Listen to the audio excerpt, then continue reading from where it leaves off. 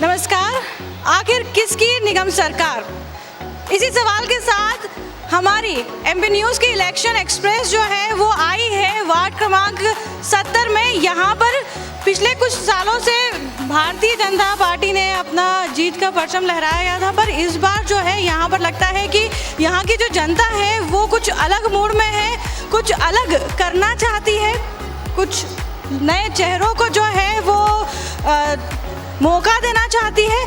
यहाँ पर आज आप देख सकते हैं कि बहुत लोग हैं, शायद समस्याएं हल नहीं हुई होंगी।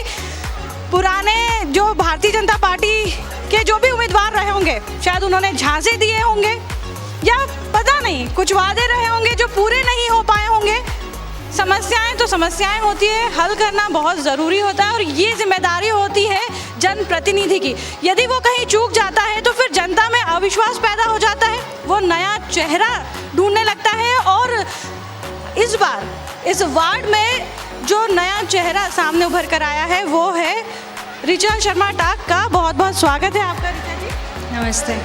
ऋचा जी, आपसे जानना चाहेंगे कि पहले जो है यहाँ पर जो लोगों को देख रही है उनकी जो समस्याएं मैंने सुनी है उसके हिसाब से दिक्कतें बहुत रही। अब की बार आपने दावेदारी पेश की है, किन मुद्दों पे आप जो है अपना जो चुनाव है वो लड़ेंगे? सबसे पहले तो मैं खुद एक महिला हूँ, तो मैं महिलाओं के लिए खड़ी रहूँगी। उनको कोई भी परेशानी होती है तो मैं बिल्कुल खड़ी हूँ उनके लिए।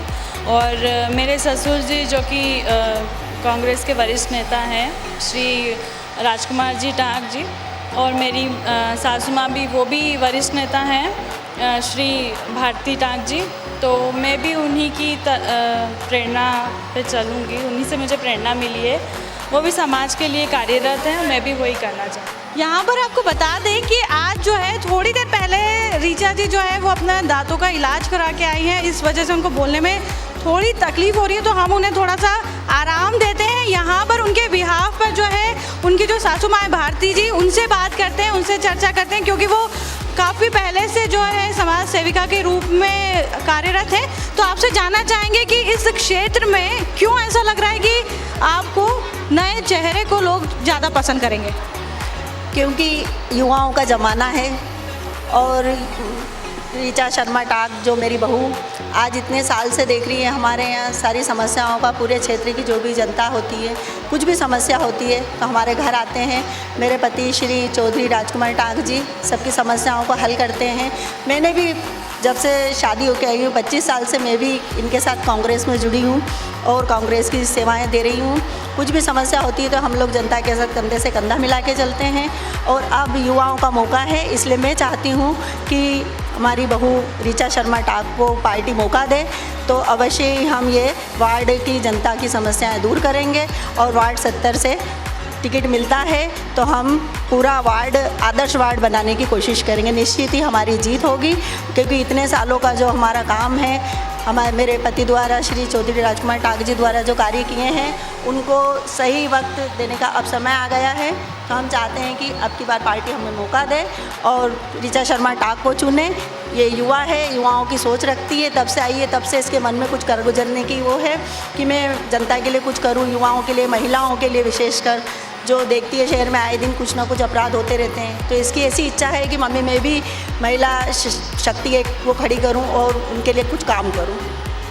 यहाँ पर एक जो अच्छी बात मैंने देखी वो ये है कि यहाँ पर कुछ हो ना हो पर महिलाओं के लिए कुछ ज़रूर होगा, क्योंकि जिस परिवार पर की बात हम अभी कर रहे हैं वहाँ पर यदि बहू को जो है सास आगे कर रही है कि नहीं आप जाएं और आप जो है चुनाव लड़ें, मैं आपके पीछे हूँ, तो निश्चित ही तौर पे कहा जा सकता है कि यहाँ पर महिलाओं पर थोड़ा ज़्यादा ध्यान दिया जाएगा। बात करते हैं बाकी समस्याओं की, तो यहाँ पर राजकुमार जी टाक है मेरे साथ में, उनसे जानना चाहेंगे कि यहाँ की मूलभूत जो समस्याएं हैं जो हल नहीं हो पाई वो क्या है? सबसे पहले महिलाओं की समस्या है।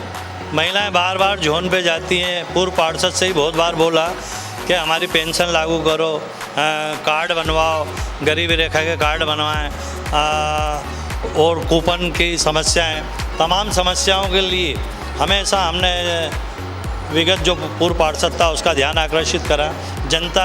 और मेरा भी ये कहना है कि 5 साल में कुछ ही क्षण ऐसे आए जब पार्षद का जनता ने चेहरा देखा, या तो वो चुनाव लड़ा जब देखा, या फिर अंतिम समय जब विदाईगिरी हो रही थी उस समय सिर्फ दौरा करा। उसके बाद पूरे 5 साल हमारी जनता तरस रही, विशेषकर महिलाओं को स्वास्थ्य लाभ के लिए जिला अस्पताल के लिए हमने इतना प्रयास करा, अभी भी काम चालू नहीं हुआ उसका, जिससे हमारी क्षेत्रीय जनता, माता बहन डिलीवरी पीरियड हो या बीमारी हो, अभी कोरोना काल गया, कोरोना काल में भी हमारे इस क्षेत्र में जहां हम निवास करते हैं एक भी कोई पेशेंट नहीं निकला। ये हमारे लिए गौरव की बात है। पूरे भारतवर्ष में ये एरिया ऐसा रहा जहां कोई पेशेंट कोरोना से ग्रसित नहीं रहा, और सारी सुविधा चाहे आटे दाल की हो, खाद्य सामग्री की हो, पानी की हो, दूध की हो, ये सारी सुविधा हमने अपने प्रयासों से हल करी। कांग्रेस के द्वारा भी हमें खाद्य सामग्री दी गई थी, उसका वितरण किया, लेकिन इन भारतीय जनता पार्टी वालों ने उसको रोकते हुए अपना एक अभियान चलाया और आरएसएस के द्वारा अपने लोगों में खाद्य सामग्री का वितरण किया गया, जिससे जनता बड़ी त्रस्त रही। इस वार्ड में भी जनता त्रस्त है क्योंकि यहाँ पर ध्यान नहीं दिया गया। ध्यान न सिर्फ जनता पे बल्कि उनकी मूलभूत सुविधाएं, उनकी वो समस्याओं पे भी ध्यान नहीं दिया गया जो कि बहुत ही ज़रूरी थी जिन्हें हल करना। तो यहाँ आपसे जानना चाहेंगे कि यदि ऋचा जी को टिकट मिलता है, वो चुनाव लड़ती है, तो आपके प्राथमिक ऐसे कौन से मुद्दे होंगे जिन पे आप घर घर तक पहुँचेंगे? सर्वप्रथम तो अगर ऋचा शर्मा युवा चेहरा है और जनता भी चाहती है कि कोई एक आकर्षित चेहरा, युवा चेहरा हमारे बीच आए ताकि हमारी समस्याओं का निराकरण अतिशीघ्र हो। ऋचा शर्मा अगर जीतती है तो सबसे पहले महिलाओं की सुरक्षा को लेकर हम फोकस करेंगे, पुलिस चौकी बनवाएंगे, उनके आवागमन के लिए जो भी साधन है, चिकित्सा का क्षेत्र हो चाहे शिक्षा का क्षेत्र हो, नन्हे मुन्ने बालकों की फीस का जो अभी पूरे मध्य प्रदेश में एक समस्या बनी हुई है कि स्कूल चल नहीं रहा है और स्कूल वाले पालकों से दबाव डाल के फीस पूरी वसूल कर रहा है। इसके लिए हम हमारा अभियान चलाएंगे ऋचा शर्मा के नेतृत्व में अगर ये चुनाव जीतती है तो। यहाँ पर जनता बहुत इकट्ठी हो चुकी है, बातें तो हम बहुत करेंगे, पर कुछ चीज़ें हैं जो मैं जनता से जानना चाहूँगी। और यहाँ पर एक बहुत प्यारी सी बिटिया है, मैं उनसे जानना चाहूँगी, जब आप सड़क पे खेलते हो तो आपको ऐसा लगता है कि हमारे लिए एक गार्डन होना चाहिए या फिर हम ऐसी जगह खेल सकें जहाँ पर कि हम सुरक्षित रहें, कोई डर ना रहे, ऐसा लगता है आपको? नहीं। आपको ऐसा लगता है कि हमें कुछ सुविधाएं होनी चाहिए कि हम आराम से खेल सकें? नहीं। हाँ। मुझे लगता है कि बच्चा जो है बहुत मासूम होते हैं, पर उन्हें ये समझ नहीं आता है कि मैं उनसे क्या पूछूं। कोई बात नहीं, मैं यहाँ पर एक लड़का है, मैं उनसे जानना चाहूँगी कि आप बताएं कि यहाँ पर युवाओं की क्या समस्याएं हैं? यहाँ पे युवाओं की बहुत समस्या है, रोजगार की मेन समस्या है। यहाँ का युवा बहुत असामाजिक तत्वों में लग जाता है, इसके कारण उनको रोजगार नहीं। इस कारण से अगर हमारी समाज का ये बहुत अच्छा करेगा कि हमारी समाज से अगर कोई उम्मीदवार आता है और वो युवा उम्मीदवार रहता है तो वो सबसे पहले युवाओं की समस्याओं को समझेगा और उनकी समस्याओं को हल करेंगे। बात फिर वही निकल के आती है कि युवा चाहते तो हैं कि युवा ही उनका नेतृत्व करें, पर उनकी जो मूल समस्या है उसके लिए जानना चाहेंगे राजकुमार जी से कि उसको कैसे हल करेंगे। यहाँ पर जो बात आई है कि उनको युवाओं को रोजगार देने की बात, तो उसके लिए आपने क्या सोचा है? युवाओं के लिए पूरे भारतवर्ष में अभी तो मेन समस्या बेरोजगारी की। बेरोजगारी एक मुख्य मुद्दा है।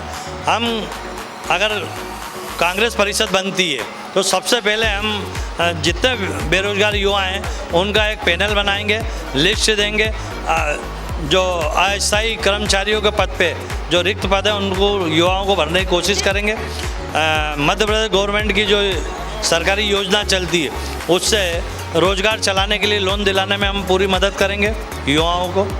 और जैसा कि एक नौजवान साथी ने बोला कि आपराधिक तत्व इधर सक्रिय रहते हैं, तो हम जलाराम नगर और हरिओम कॉलोनी के बीच में एक पुलिस चौकी का निर्माण करने की भी पूरी कोशिश करेंगे अगर हम जीतते हैं तो। यहाँ पर मैं वापस महिलाओं की तरफ आती हूँ और भारती जी से जानना चाहूँगी कि रोज़गार जो है वो सिर्फ युवाओं के लिए ज़रूरी नहीं है, महिलाओं के लिए भी बहुत ज़रूरी है।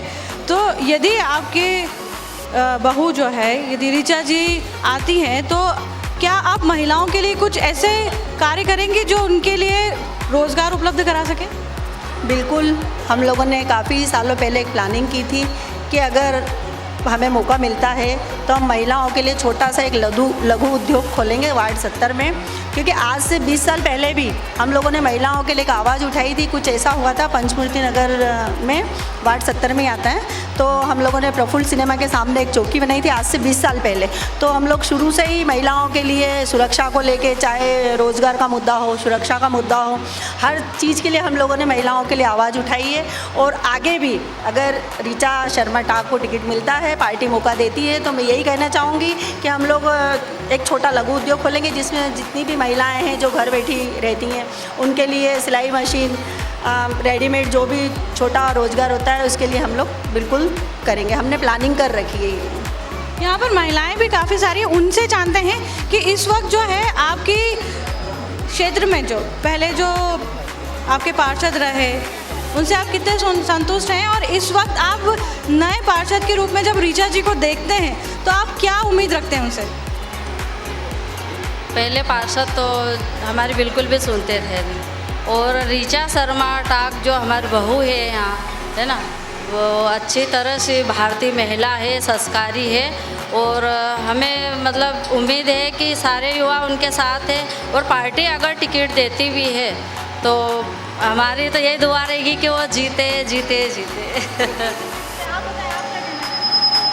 हम चाहते हैं कि हमारे यहाँ पर ऋचा शर्मा टाक की टिकट मिले उन्हीं को, क्योंकि वो हमारी सारी समस्याओं का हल करती है। हमको कभी भी मदद के लिए आगे आती है। हमारे जब भी कुछ भी काम आता है तो हम उन्हीं के पास जाते हैं।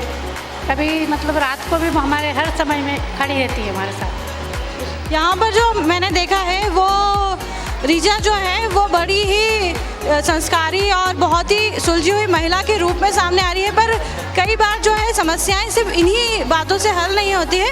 यहाँ पर राजकुमार जी से जानना चाहेंगे। राजकुमार जी, अभी आपने बात की कि असामाजिक तत्व यहाँ पर ज़्यादा गतिविधियाँ जो है वो संचालित होती है, तो उनके लिए किस तरह से आप शिकंजा कसेंगे यदि ऋचा जी आती हैं? सबसे पहले तो हम पुलिस चौकी की मांग करेंगे, जैसा कि मैंने आपको बताया। उसके बाद हम पूरा एक मोहल्ला सुधार कमेटी बनाएंगे, और जहाँ भी हमें लगेगा, चाहे वो पंचमूर्ति हो, रामान नगर, ये हरिओम कॉलोनी हो, राज मोहल्ला कॉलोनी हो, इंदिरा नगर हो, मिल्क कॉलोनी हो, गुजराती कॉलोनी हो, चांदमारी भट्टा हो, हरिओम नगर हो, लोकनायक नगर हो, आदर्श इंदिरा नगर हो, इनमें हम पूरे मोहल्ले वाइज मोहल्ला सुधार कमेटी बनाएंगे, जिसमें 11-11 आदमियों की हम कमेटी रखेंगे, और वो पूरा वाचिंग करेंगी कि किस मोहल्ले में कौन अवैध गतिविधि चला रहा है। उसकी गुप्त सूचना हम आदरणीय आईजी साहब को देंगे, डीआईजी साहब को देंगे, आदरणीय एसपी साहब को देंगे, और संबंधित थाना प्रभारी को भी उनकी गतिविधियों से अवगत कराएंगे। आपसे जानना चाहूँगी कि एक आदर्श वार्ड की जो सपना होता है कि ऐसा, इसे कहते हैं आदर्श वार्ड, आप क्या करना चाहेंगे अपने इस क्षेत्र को आदर्श वार्ड बनाने के लिए? मैं लगातार 40-45 साल से जनता की सेवा कर रहा हूँ, ना कि कांग्रेस की। कांग्रेस का तो मैं एक छोटा सा सिपाही हूँ, लेकिन उसके माध्यम से मैंने हमेशा गरीब जनता की आवाज़ बुलंद की है। पहला हमने पुल बनवाया पंचमूर्ति और लोकनायक को जोड़ने वाला, जिससे पूरे पश्चिम क्षेत्र की जनता गुजरती है। उसके बाद हमने हरिओम नगर और जलाराम को जोड़ने वाला एक पुल बनवाया पिछले साल, उससे भी कम से कम आवागमन की बहुत सारी सुविधा हमें मिल गई। आदर्श वार्ड इसलिए, एक मिनट, आदर्श वार्ड इसलिए हम बनाएंगे कि मैं चाहता हूँ कि मेरी जनता हर तरफ से सुख संपन्न है, व्यापार व्यवसाय से, आवागमन से, धार्मिक कार्यों से। यहाँ लगातार 25 साल से जय भैरव भक्त मंडल नव दुर्गा उत्सव मनाते हैं, और उसमें कम से कम 150-200 बालिकाएँ रहती हैं, जिनका हम विशाल पैमाने पे पुरस्कार वितरण करते हैं, और जो श्रेष्ठ बालिका रहती है उसको हमारे आए हुए अतिथियों से इनाम भी दिलाते हैं, और उसके उज्ज्वल भविष्य के लिए रिकमेंड भी करते हैं, चाहे वो स्कूल में हो, चाहे वो प्राइवेट जॉब में हो, चाहे उसके गृहस्थी अगर लड़की शादी होके जाती है तो मंडल के द्वारा उसको पूरा प्रोत्साहन दिया जाता है। और विशेषकर चांदमारी क्षेत्र में जब हमारी वार्ड 22 कहलाता था, ये उस समय पूर्व पार्षद कांग्रेस का था, उसने यहाँ सफाई बेलदार लगा रखे थे, लेकिन जैसे ही वार्ड चेंज हुआ वार्ड 70 बना और बीजेपी की परिषद बनी और बीजेपी का पार्षद बना। यहाँ देख लो आप, जनता अपने हाथ से सफाई करती है। झाड़ू वाला कोई बेलदार यहाँ पर नियुक्त नहीं है। बार बार मांग करते हैं लेकिन मांग को झुठला दी जाती है, नकार दी जाती है। जोन प्रभारी को बोलते हैं वो सुनवाई नहीं करता है। पूर्व पार्षद को बोला, महिलाएं बार बार जोन पे जाती हैं, कभी पानी को लेके, कभी बिजली बिल बहुत आते हैं, बिजली बिल को लेके और तमाम समस्याएं, पेंशन नहीं मिलती। वृद्ध महिलाएं भी हमारे मोहल्ले में बहुत निवास करती हैं, उनके लिए भी हमने मांग करी कि भाई इनकी पेंशन चालू करो। बीजेपी परिषद ने उसको भी बंद कर दी है। काफ़ी सारी समस्याएं हैं, समस्याओं का निराकरण होगा नहीं होगा ये तो समय बताएगा। यहाँ पर जानना चाहेंगे, जब इतनी समस्याएं थी, इतनी समस्याओं से आप ग्रसित थे, आप लोगों ने कभी आवाज़ नहीं उठाई? बहुत आवाज़ उठाई, कई बार जोन गए रहे। मैं खुद शहर कांग्रेस में वार्ड अध्यक्ष रहा, कांग्रेस के भी 15 साल से कब के सिपाही हैं और इतनी आवाज़ उठाई कि पहले ही कर देते हैं। और सबसे पहली बात तो ये है कि अब जो मौका आया है रीचा शर्मा टाँक का, तो ये टिकट मिलना चाहिए। अभी तक तो वाल्मीकि समाज को अंदर वही करा है। मतलब आप ये कह रहे हैं कि सिर्फ कांग्रेस और बीजेपी ये दो अलग अलग पार्टियों के कारण आपके क्षेत्र का विकास नहीं हो पाया? यदि कांग्रेस आती तो विकास होगा, निश्चित है। आएगी, निश्चित आएगी तो विकास होगा। कांग्रेस आएगी तो विकास होगा, तो ये नहीं होगा, ये सुनते ही नहीं है। आपने कभी इससे ऊपर कभी गुहार नहीं लगाई? लगाई, कई बार गए, बोला हमने ऊपर भी महापौर से मिले, लेकिन अंदाज करती थी महापौर भी पहले। यहाँ पर राजकुमार जी आपसे जानना चाहेंगे, क्योंकि हमारे माननीय जो मोदी जी हैं उनका तो नारा ही है कि स्वच्छ भारत अभियान। जब स्वच्छ भारत अभियान की बात करते हैं तो स्वच्छता तो सर्वोपरि होती है।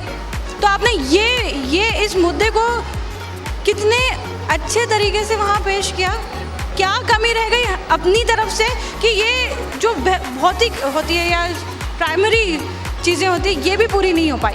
मैंने आपको पहले ही बताया कि हम आदर्श वार्ड चाहते हैं। स्वच्छ भारत मिशन में पूरी जनता सहयोग कर रही है, लेकिन नगर निगम के द्वारा सफाई व्यवस्था में ढिलाई बरती जाती है।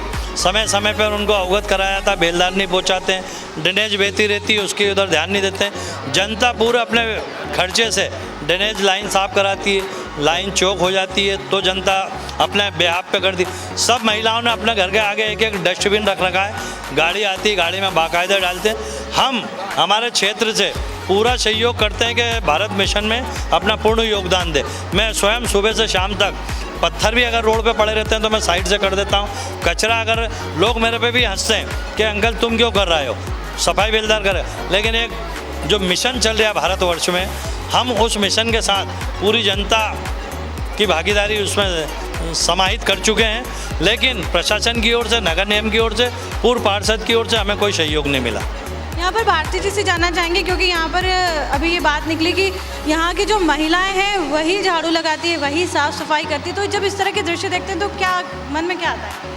उनके मन में यही आता है कि काश हमारे क्षेत्र में ही कोई हमारा पार्षद हो, हमारी जो आवाज़ सुने। आते हैं, कई बार शिकायत करते हैं, क्योंकि ये जो पूर्व पार्षद थे वो बाहरी थे, सुधीर देगड़े जी क्षेत्र के नहीं थे। उनके पास महिलाएं जाती थी, कई बार शिकायत करती थी, शिकायत करके वापस आती थी, नहीं मिलते थे। कभी मिलते थे आश्वासन दे देते थे ठीक है करवा देंगे, पर कभी करते नहीं थे। हमेशा नाली भर जाती थी, तो कई बार हम लोग मिलके डॉक्टर साहब, मतलब मेरे हस्बैंड, वो बुलवा लेते थे, मैं फ़ोन लगाती थी, तब कोई आके नगर निगम से सफाई करता था, अपने बिहाफ पे हम लोग करवा लेते थे। फिर भी जनता तो दुखी रहती थी ना कि हमारा कोई अपना हो।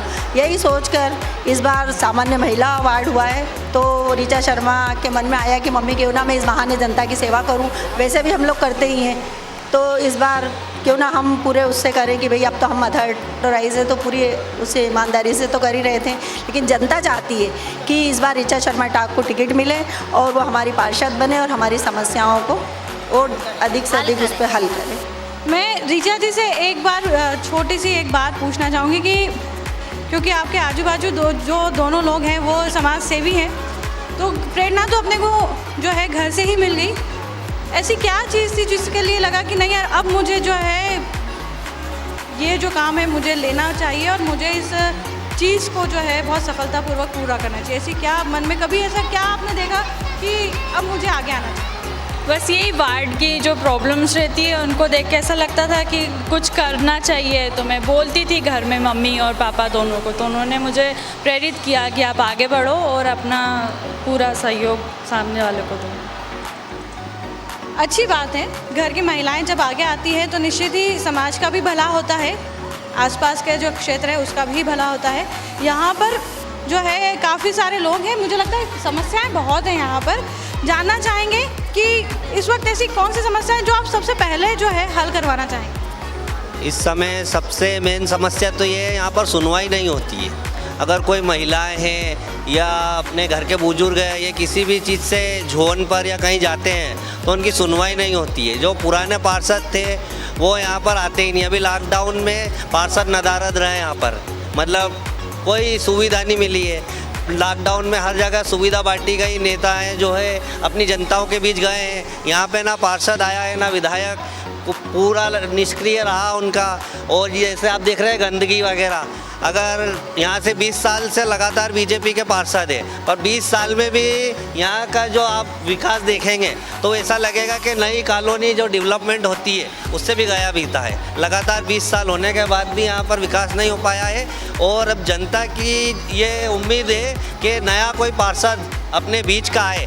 हर बार यहाँ पर भारी पार्षद आता है, जीतता है और चले जाता है, ना उसका घर ना उसका ऑफिस।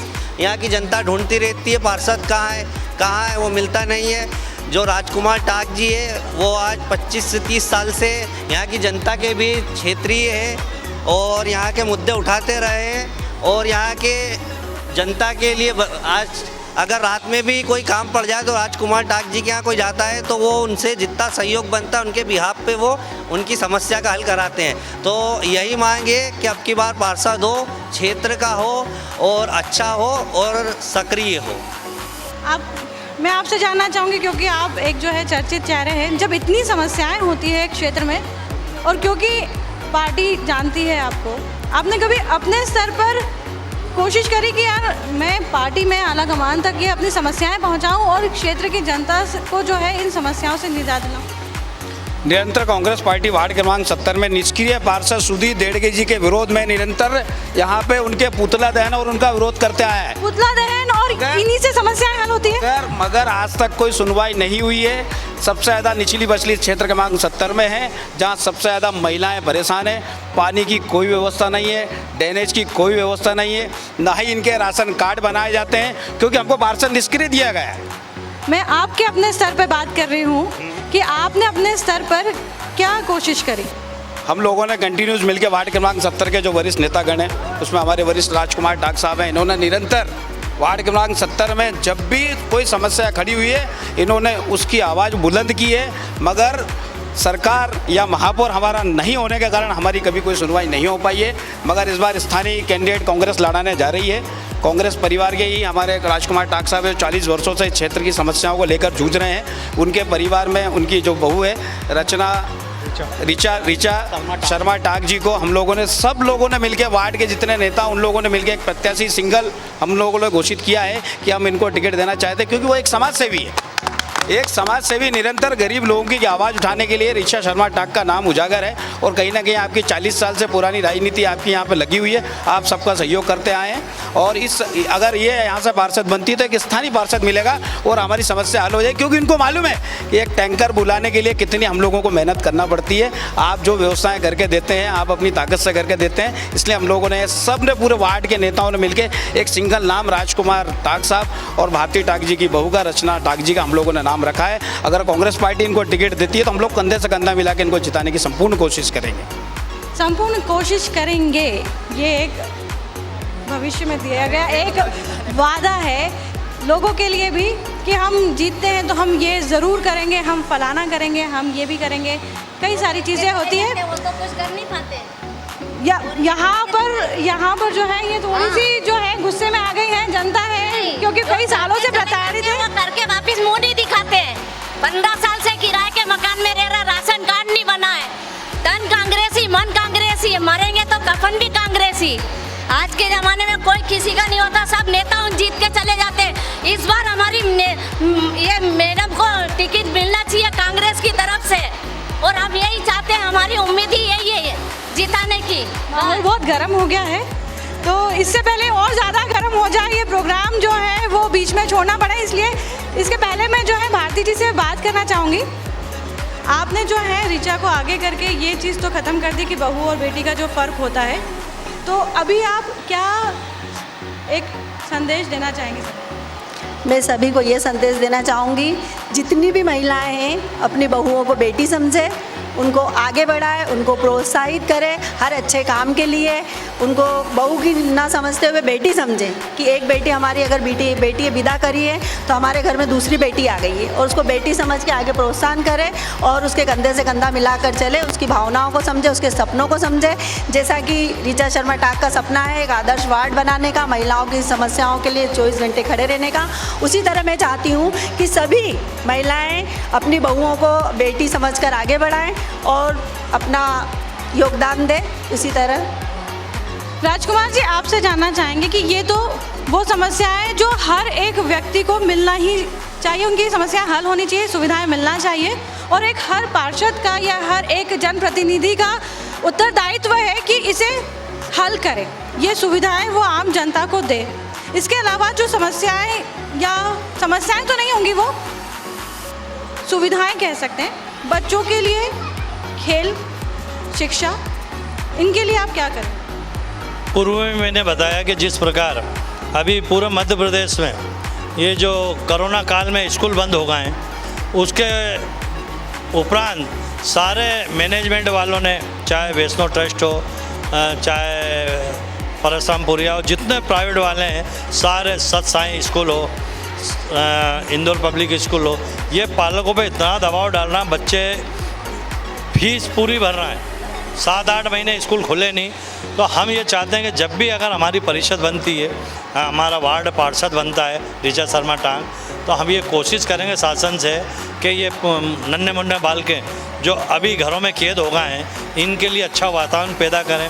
आंगनवाड़ियों को सुचारू रूप से चालू करने के लिए अधिक से अधिक प्रयास करेंगे कि छोटे से लेके बच्चा 11वीं 12वीं पहली से लेके उसको शिक्षा पूरी पूर्ण रूप से मिले।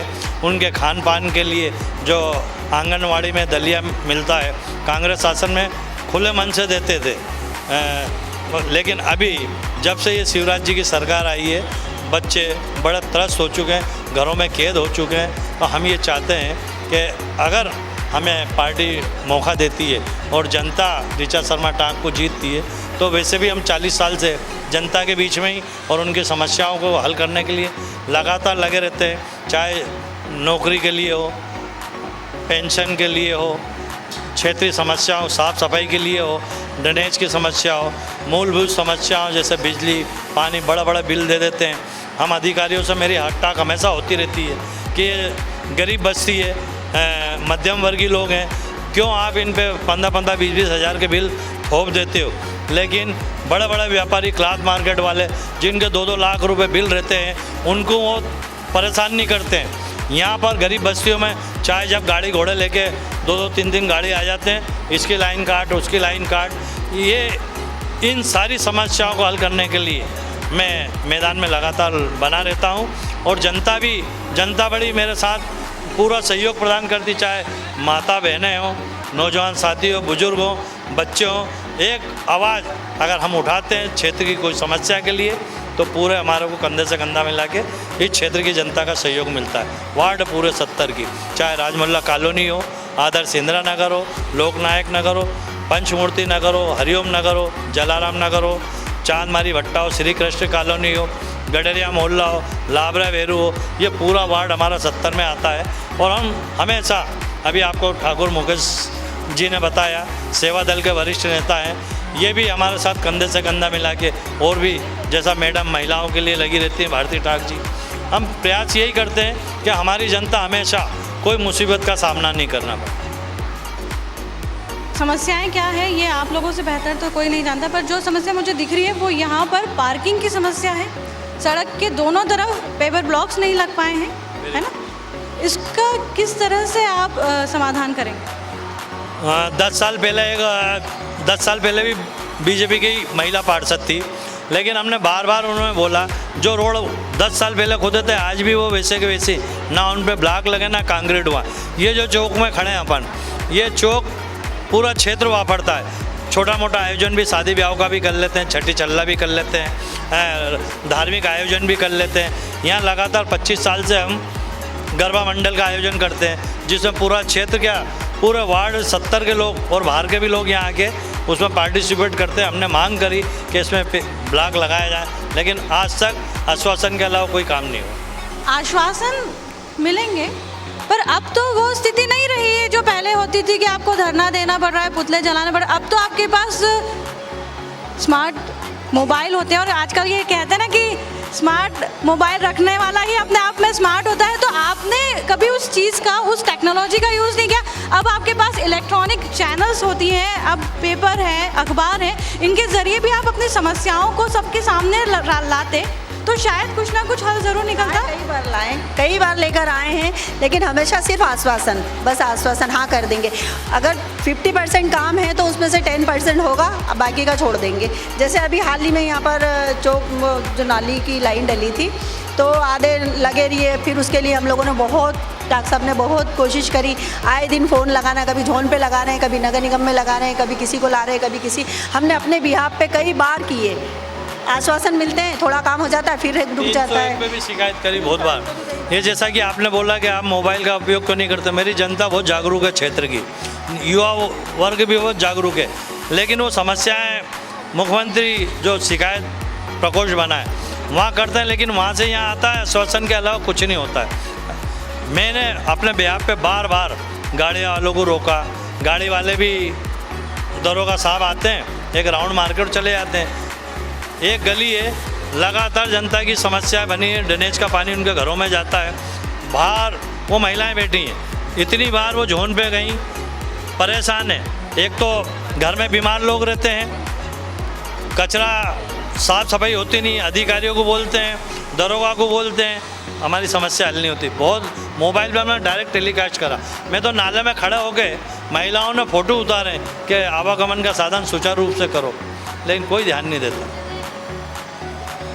उन महिलाओं की तरफ ज़रूर जाएंगे, पर आखिरी में जो है ऋचा जी से एक बात जानना चाहेंगे, क्योंकि बात नाले की निकली है, मैंने भी उससे देखा है बहुत, वहाँ पर दुर्घटनाएं, ये नहीं कह सकते कि आशंका है, दुर्घटनाएं होती ही होंगी, है ना। अब जाके उसका नाला टैपिंग का काम चल रहा है, पर दोनों तरफ से अभी भी मैंने देखा कि वो नाला खुला ही है। आपको नहीं लगता कि उसके लिए कुछ करना चाहिए, बच्चों के लिए कुछ करना चाहिए? वहाँ पर बहुत ज़्यादा परेशानी होती है, बच्चों का गिरने का डर रहता है, कभी कोई बच्चा रात में चला जाए तो वो गिरेगा ही। तो मेरी पूरी इच्छा है कि उसमें भी पूरा बेबी के लिए करना चाहिए।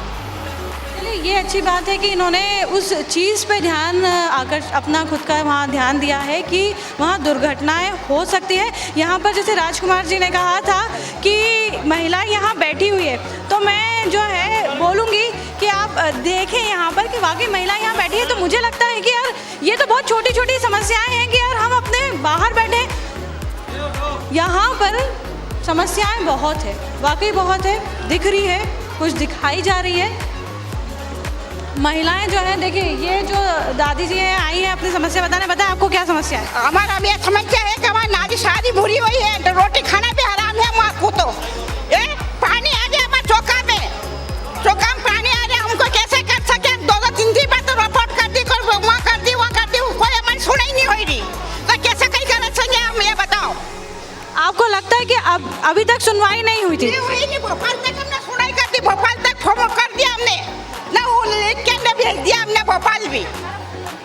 शांत हो जाए आप, थोड़ा शांत हो जाए। आपको लगता है कि यदि ऋचा जी आती हैं तो समस्या हल होगी? हाँ, तो समस्या हमारी गटर साफ होनी चाहिए पीछे की। पानी यही ना चौका, भले आप दे के देख लो चौका में, वहाँ पट्टी रख के रोटी बनाते हैं हम, पट्टी रख के जो रोटी बनाते हैं हम। बहुत सही बात बोली, कोई भी आए समस्या हल होना चाहिए। यही एक अच्छे जनप्रतिनिधि की पहचान होनी चाहिए कि वो जो है अपनी जीत, अपने आप का जो स्वार्थ है वो ना देखते हुए समाज का हित सोचे, क्षेत्र का विकास सोचे और अपने वार्ड को कितना बेहतर बनाया जाए किस तरह से उसे आदर्श वार्ड बनाया जाए, इसके लिए वो कितना अपने आप को समर्पित कर सकता है समाज के लिए, क्षेत्र के लिए, ये बेहद ज़रूरी चीज़ है। आपका बहुत बहुत धन्यवाद कि आप MP न्यूज़ के इस इलेक्शन एक्सप्रेस में आए, और चाहेंगे, हमारी शुभकामनाएं रहेंगी आप लोगों के साथ में, और इस आशा के साथ कि अगली बार जब हम यहाँ आएँ तो ये समस्याएं ना हो। दादी जी जो है इतनी गुस्से में थी, तो शायद वो अगली बार बोले कि मैं बड़े आराम से घर में खाना बना पा रही हूँ, और जो पीछे आंटी जो इतने गर्म हो गई थी वो बड़े शांत भाव में कहें कि नहीं, अब हम जो हैं उन समस्याओं से निजात पा चुके हैं। MP न्यूज़ की इलेक्शन एक्सप्रेस आपको ले चलेगी किसी और वार्ड में, देखेंगे कि वो आदर्श वार्ड है या नहीं, और नहीं तो वो आदर्श वार्ड बनने के लिए वहाँ के जनप्रतिनिधि क्या कर रहे हैं।